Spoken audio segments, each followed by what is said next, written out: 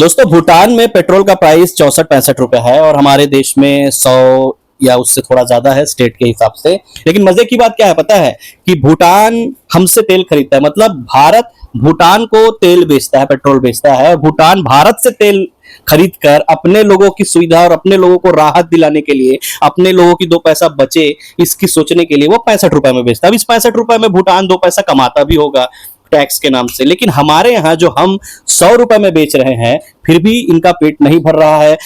हमसे खरीद कर लोग सस्ते में बेच रहे हैं, लेकिन ये हमें पेट्रोल डीजल पे राहत नहीं दे रहे हैं और बेवकूफ बना रहे हैं कि बचत उत्सव, आप उत्सव मनाओ क्योंकि आपका जीएसटी कम हो गया। 8 साल से इन्होंने जो लूट उत्सव मनाया था उसको कैंसिल करके ये अब बचत। इतने बेशरम लोग हैं, अगर ये जीएसटी पुरानी सरकारें लगाई होती और ये बचत उसमें स्लैब कम करते और त्योहार मनाओ बोलते, समझ में आता। लूटा इन्होंने, लगाया इन्होंने, उसमें भी ये लोग उत्सव मनाए क्योंकि जीएसटी लगा है। बहुत बहुत बड़ी महत्वाकांक्षी योजना है जीएसटी, इसे हमने लगाया, उसमें भी उत्सव मनाए। अब बचत को उसमें स्लैब कम कर ले तो बचत उत्सव मनाओ। मतलब किस मूर्खता में हम जी रहे हैं कि पेट्रोल में मिलावट करके हमें बेचा जा रहा है ज्यादा दाम में, उसके बाद भी हम चुपचाप रोज का। अरे आपको बचत करना था तो पेट्रोल डीजल के दाम को 20-30 रुपए कम कर देते, हो जाता बचत, क्योंकि उसी से ही तो हमारी बचत हो रही है ना। क्योंकि हर इंसान लगभग जिनके पास मोटरसाइकिल है, गाड़ियां हैं, वो तो रोज पेट्रोल डला रहा है इस देश में आने जाने, ऑफिस जाने के लिए, यहां जाने वहां जाने के लिए, उसमें बचत होता है भाई, उसमें दो पैसा बचता।